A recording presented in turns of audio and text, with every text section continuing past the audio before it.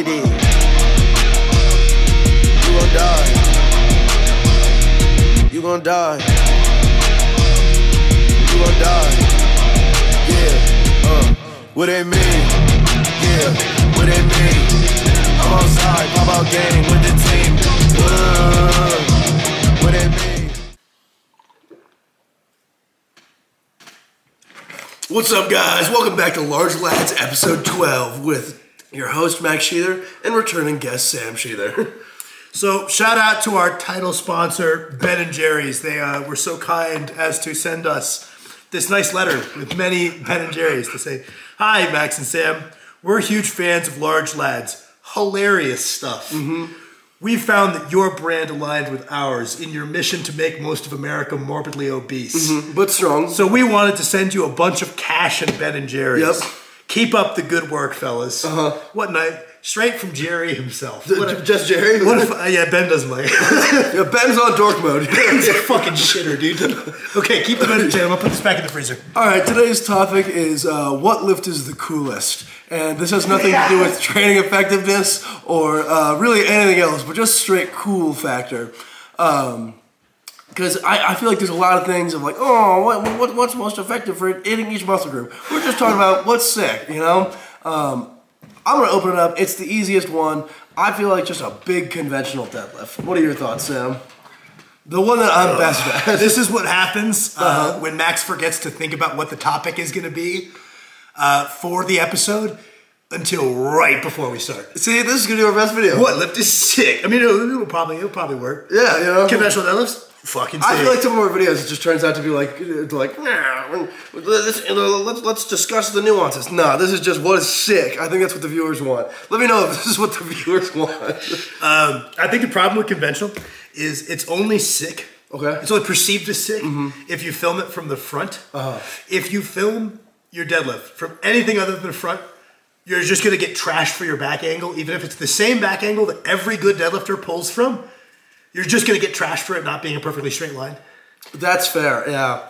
It's a dicey lift to post because you got to get a front angle and everybody says, "Wow, what perfect form." And then you have the exact same form and you'll get like 8 people saying you're going to hurt your back. You got to pull on pound plates too, you know?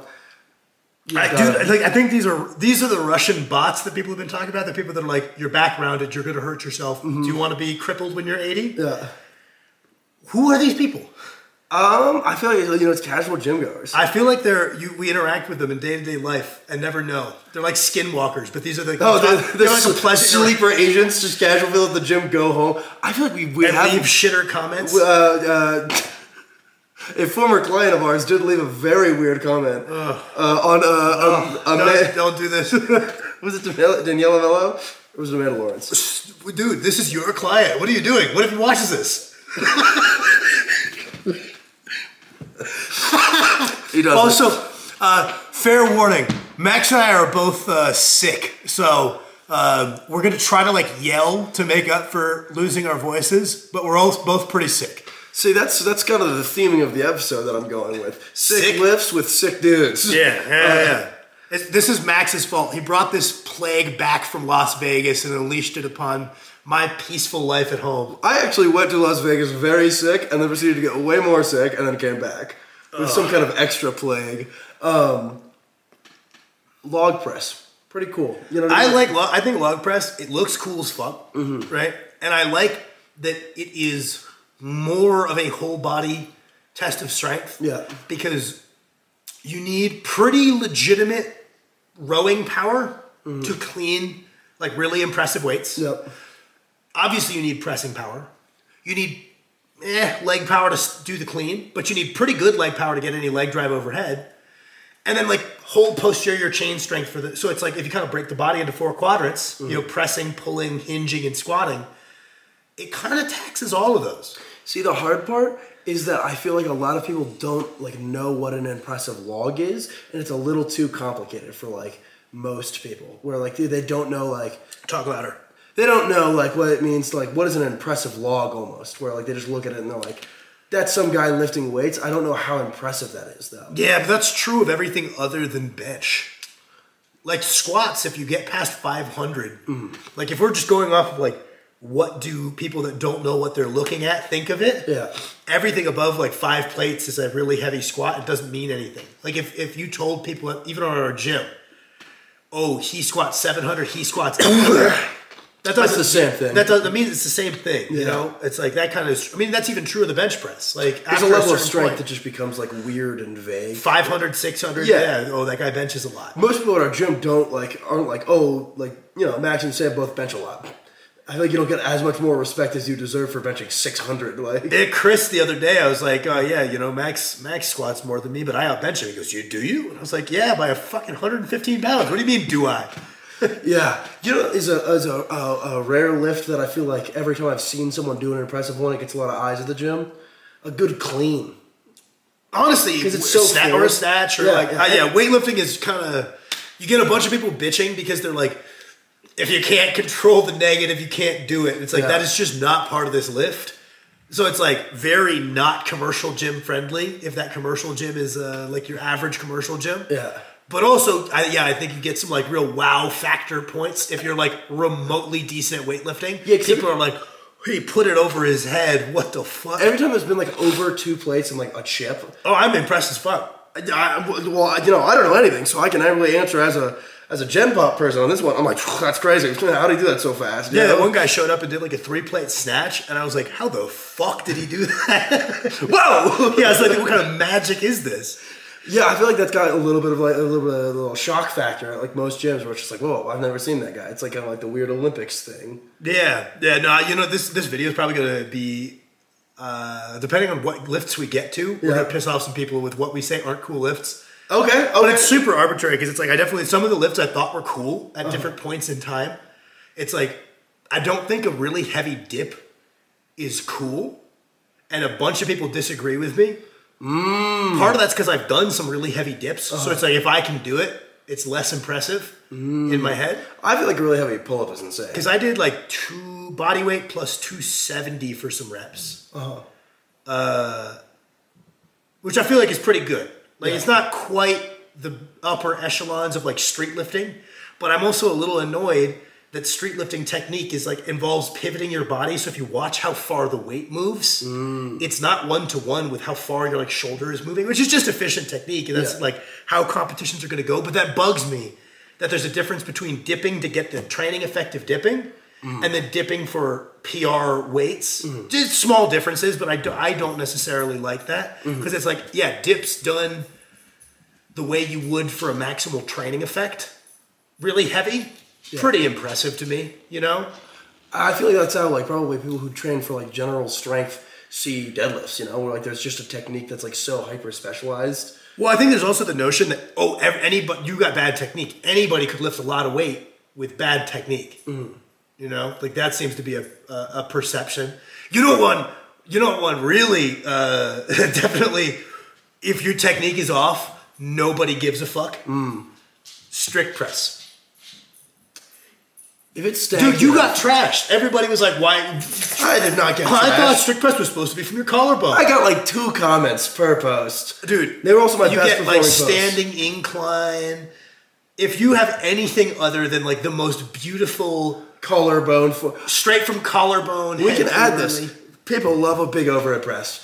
It's definitely a lift that's very trendy right now. I feel like it's super trendy. It's also pretty cool. Like I just feel like if I walked in and saw somebody strict pressing 3 plates, like that's pretty fun. The differences in technique kind of bug me. Where it's like where there's not like a standard. Yeah, where it's like there's a certain amount of layback to where it's like it feels like a different technique. Like I think in starting strength they call it like the press 2.0, the press 3.0, where you intentionally throw your hips forward and torso back. You fall behind, lock it out, and then come through. You have a lot of guys reversing it at the nose. Yeah, you've got guys who push their shoulders forward. That's the main way you do it, right? Is instead of like rowing in at the bottom, you protract your shoulders forward. So you bind really high, and then you press from eye level, which a lot of people like that technique. Like that used back in the day. That's how a lot of guys used to do their seated military presses. Was this way where you bind higher because you can press more weight. And it's nice standing because it's easier to do really heavy presses without having to fight layback if you're binding up at your eyes. So downside, range of motion looks kind of goobery. Yeah. Upside, you do get to stay stock upright.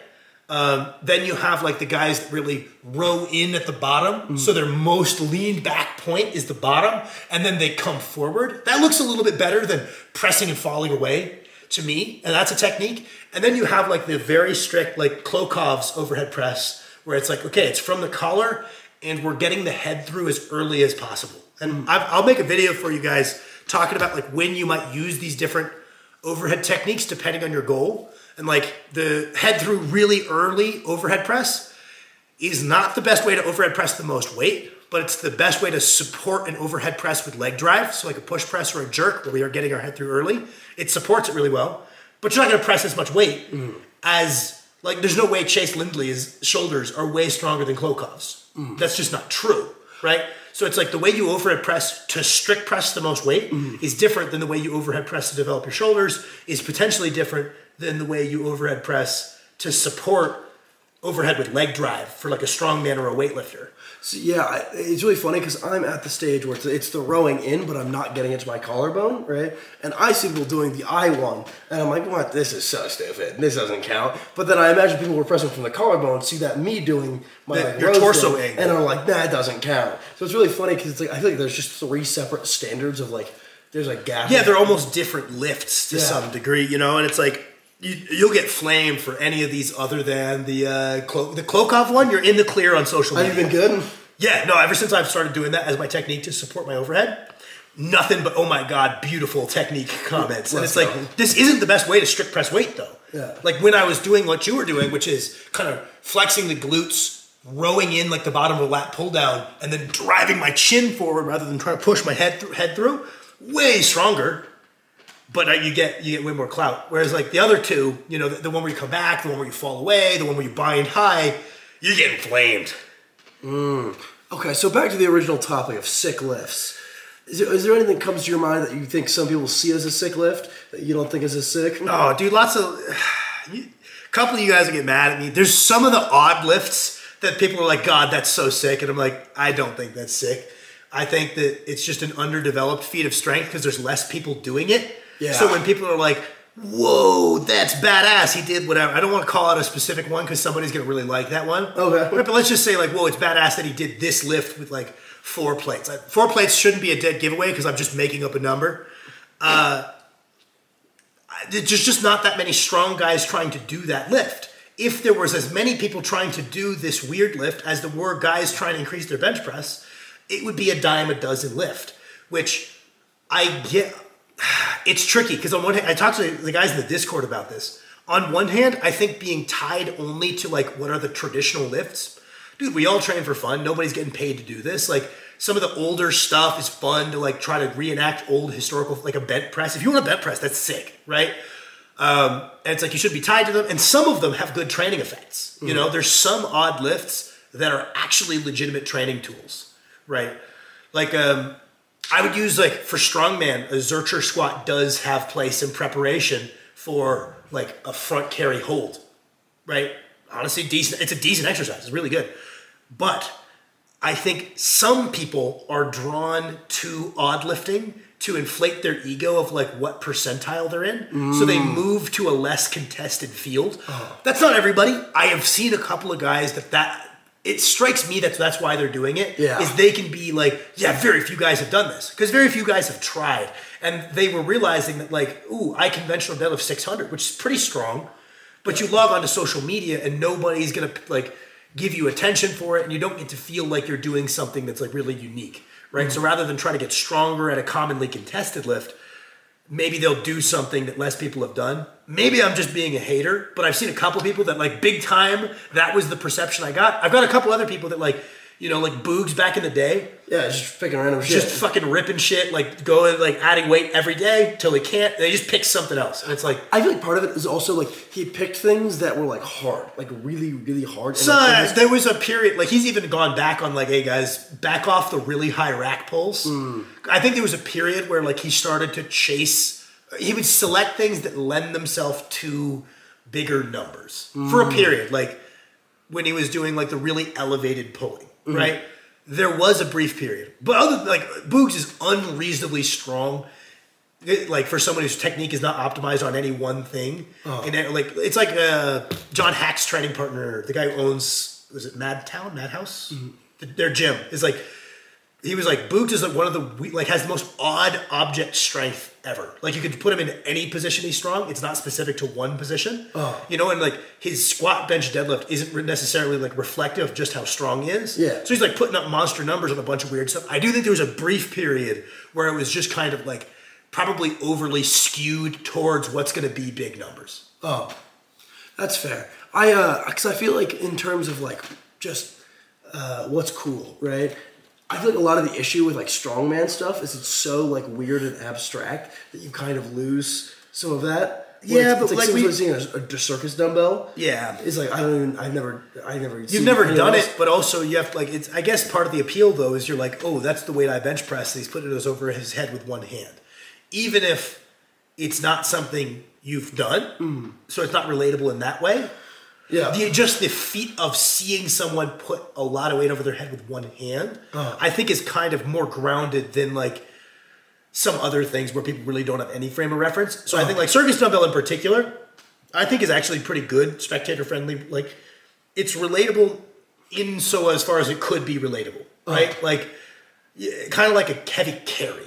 You've never carried a heavy sandbag, but you're like, a guy running with 350 pounds is pretty nutty. See, but like I haven't done any strongman training, and there are still times where like I don't know how impressive that is. Like I'll have to ask you. Like, this carry, is that really good or is just decent? But that's most people though, right? That's like fair. you have the perspective of being someone who's really, really, really strong at something. Yeah. Trying to see how you stack up.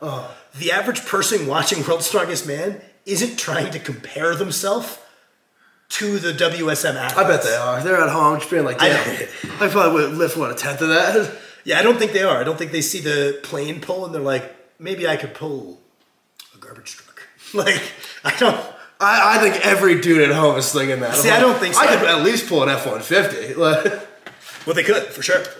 Pulling a single car, if you guys don't know, pulling a car is really easy. If you're on flat, very, very, very easy. That's fair. It's really funny because bench is like the cool normal person lift, right? Yeah. And it's the most boring part of powerlifting. To watch? Yeah, like in the meet, like it's by far the most boring part of powerlifting. Yeah, there's a big difference between watching benches in a powerlifting meet versus seeing a heavy bench in a commercial gym. Yeah, like if we were like on vacation, we were going to Idaho, and we walked in and we saw some guy with like 4 or 5 plates on the bench press. We're like, what the fuck? Look at that guy, right? Like that's pretty sick, right? Even if it's something we've done. Yeah. And like that's sick. Like you're like, I'm gonna watch him. Yeah. You know what I mean? Like, well, especially if it was like really strong. It's like I would almost be more entertained if I walked into like a gym. I was not expecting anybody to be strong, and I just saw some dude like horsing 500-pound bench. Compared to like if I came in and I saw a guy like squat 750, right? It's like, oh, you're a good power lifter. Well, there's some mystique to this guy. Might not even power lift. He's just there's guys out there that bench crazy weights that don't power lift, and I think that adds like a little mystique to it. Is it could just be some dude that drives a truck for a living, takes a bunch of gear, eats a bunch of Twinkies, and like goes and reps 500 on the bench.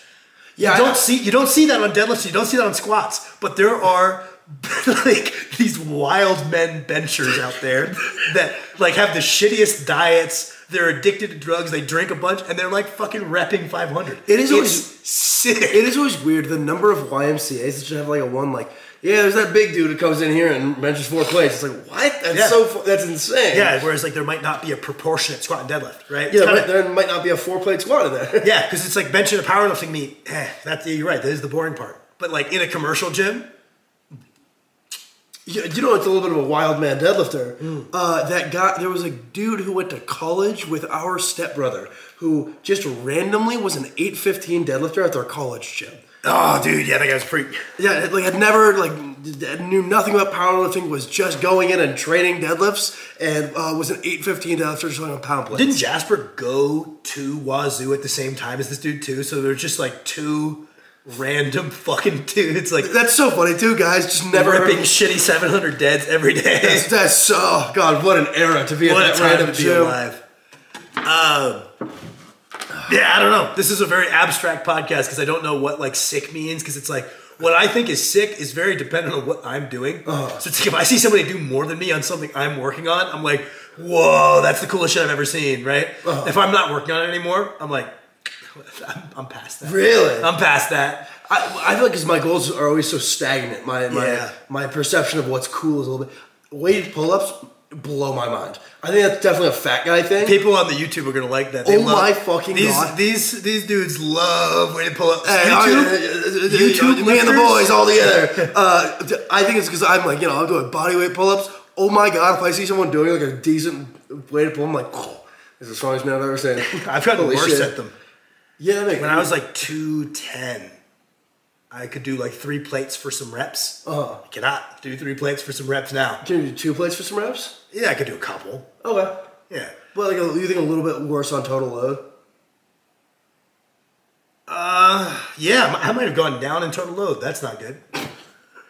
I don't know. It's for me, they haven't correlated with anything, so it's hard to justify like serious training. Like when my pull-up was strong, it didn't show in any of the lifts that I'm more concerned with.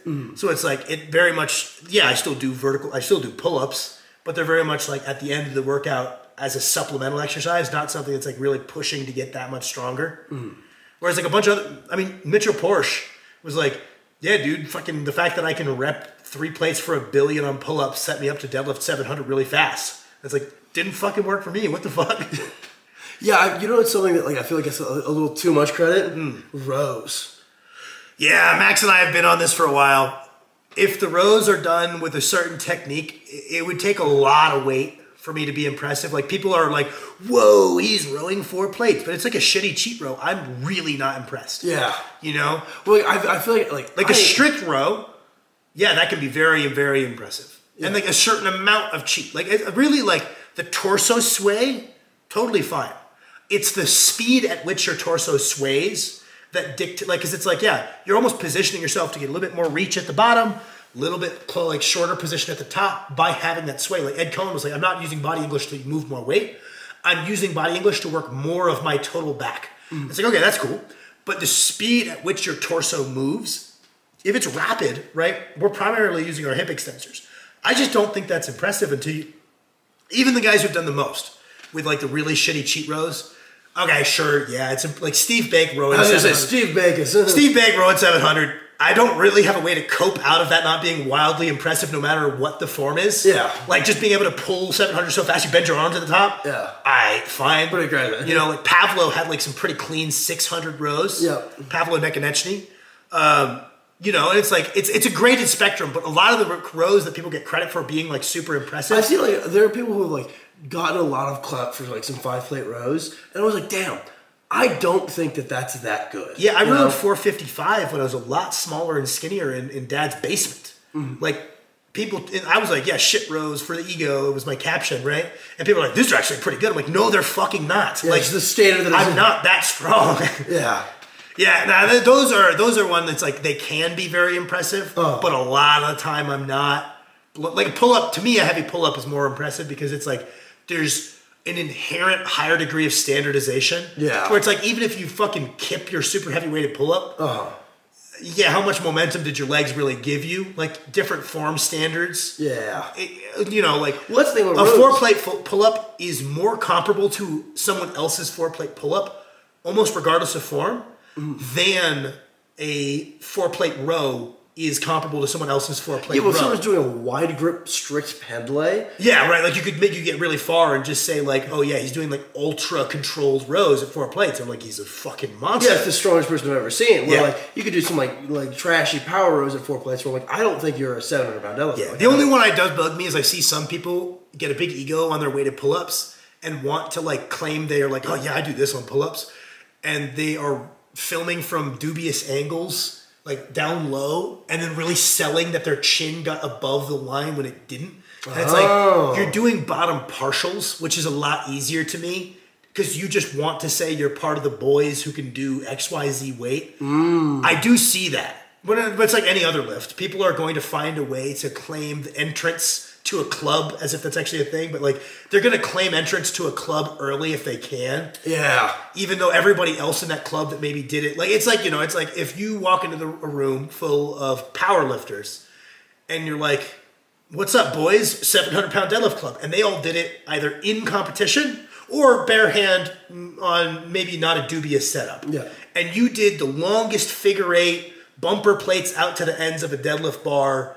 Maybe like it's like, yeah, you did 700 in the gym, but to the same standard, you're gonna be fighting for your life to get 600, right? They're gonna look at you a certain way when people try to like gain entry. I wonder if like the calisthenics guys look at those people like, okay, you're a bum. Stop doing these fake I bet pull-ups. they do, yeah. It's really funny that like as you transition into being a better lifter, it seems like how much more we look at quality of the movement becomes way more and more and like what's like a cool feat of strength, where it's like, the eye test becomes more significant. Yeah. And it's like, I'm sure there's some calisthenic stuff that like someone else would see and be like, that guy's cheating. I've got one that's like relevant to me. Okay. Because it's like benches and dips, pretty cool. Like, could you inflate them? Sure. Yeah. But if you're moving it the right distance, pretty impressive. Yeah. Very relevant to me, people weight chasing tricep movements. Oh. Like some guy being like, oh yeah, I do hundreds on dumbbell skulls. And you see it and you're like, dude, It's kind of like this is a means. It's just a means. This is supposed to be something to supplement another lift. Yeah. And you just want to flex that, right? It's like Josh Bryant and Bill Kazmaier said that was a mistake they made, was weight chasing tricep motions. And it's like, I've definitely done it, right? I didn't do it that hardcore because I think I pretty quickly realized I was losing the plot and this was supposed to supplement my bench press. But like people will be like, I do the same weight on that as you. Like, okay, do you bench the same?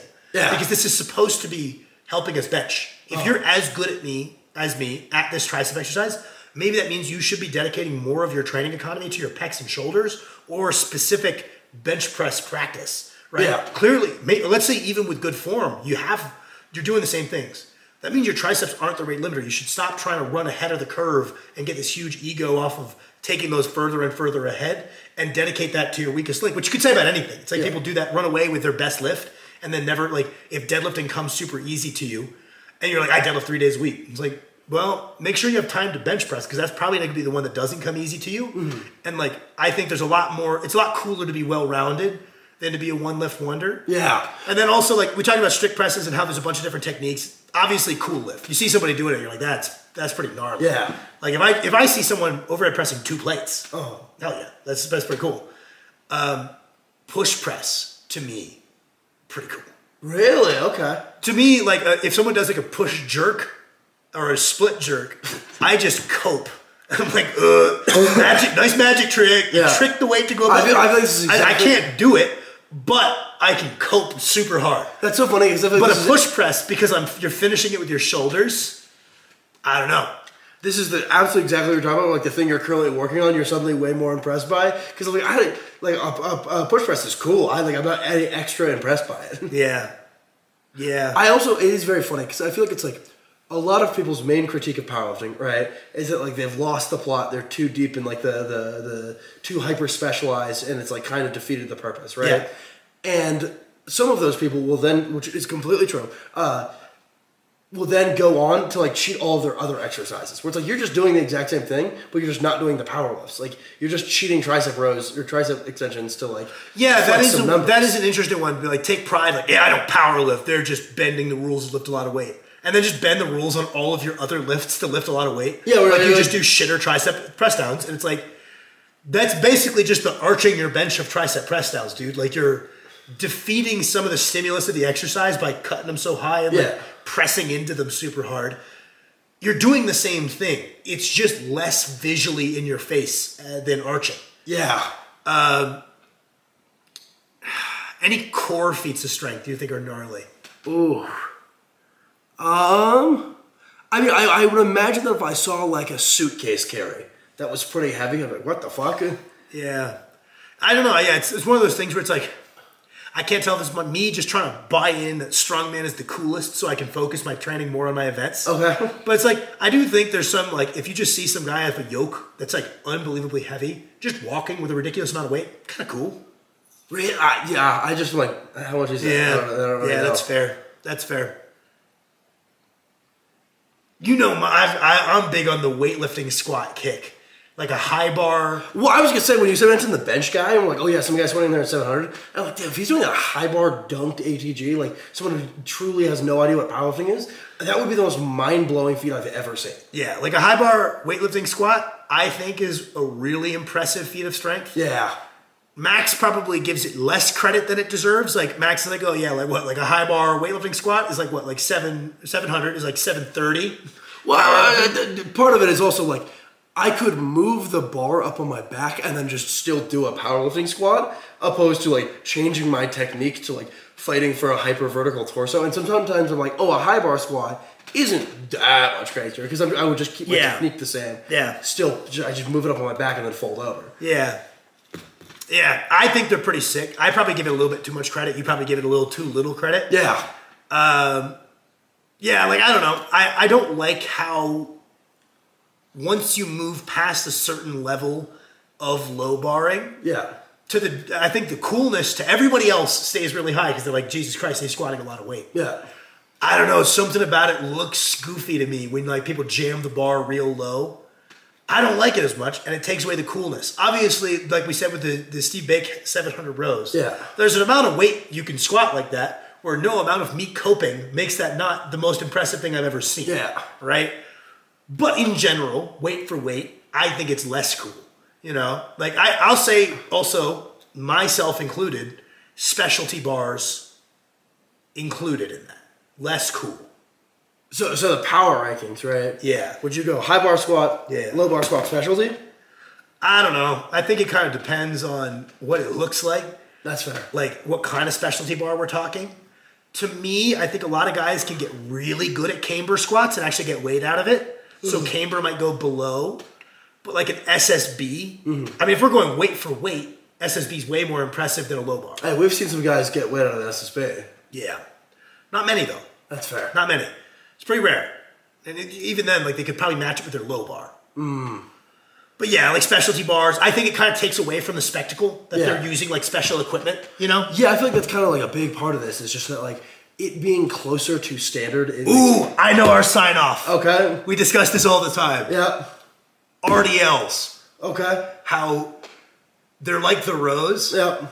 Oh my God, you cannot compare one set to the other unless form is equated. Yeah. Well, it's like I am not great at RDLs right now in my training, and like that's just straight up my RDL strength very low. Bad. We're not going to say numbers. For an 822 stiff bar bare hand deadlifters, Max's RDLs are the most pathetic thing of all time. But we're working on them. Just wait. I'll post a set when they're strong. But right now, just wait, and that's totally fine. That there are people who are absolutely deadlift less than me that are out RDLing me. That's probably they are just stronger at RDLs than I am. But also, there's different ways of doing an RDL that are almost more like treating them like a strength exercise, where it's just like kind of a high hip conventional. Well, I think deadlift. it's what you're trying to bias, right? Because it's like guys that do a lot of rounding in their RDL might still have a place in their program, but we're continuing to train the erectors as a primary mover. Yeah. Right? And if you use the erectors as a primary mover in your deadlift as well, you're probably going to be quite strong on those. It's basically just like a top 3/4 deadlift. Yeah. Maybe they're leaving their hips high. Maybe they aren't even leaving their hips very high. Yeah. And guys are like, yeah, dude, I crush 6-plate RDLs. And it's like, dude, you deadlift 6 plates and some change. Yeah, I definitely see some people who are like... You're just doing partial deadlifts. Yeah. Yeah, so it's like... Which is fine, but it's also like, that compared to like a bodybuilding RDL are absolutely fundamentally different movements. Yeah, so whereas on the other hand, if we lock in, like, let's say, it doesn't have to be flat, but a static back angle. Yeah. We're biasing towards the hamstrings, especially if that back angle is a little bit more extended. We're biasing towards the hamstrings. Yeah. We're really focusing on the hamstrings being a primary mover and the erectors holding like an isometric contraction.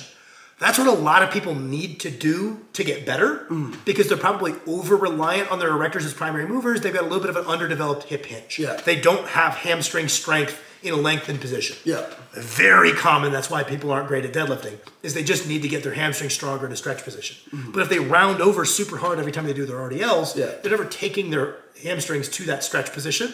So they're like crushing big RDL numbers but it doesn't mean anything. I kind of had a period of time where I was doing that back when I was more of a round back deadlifter, where I was just kind of doing like a 2 mid-shin pull, and I kept being like, why is my back not getting flatter? Yeah, that's not inherently a bad exercise too. Like, perfect example, SSJ Bob, Marcellus, has him doing those. And it's like they're not locked in, like biased towards the hamstrings. Yeah.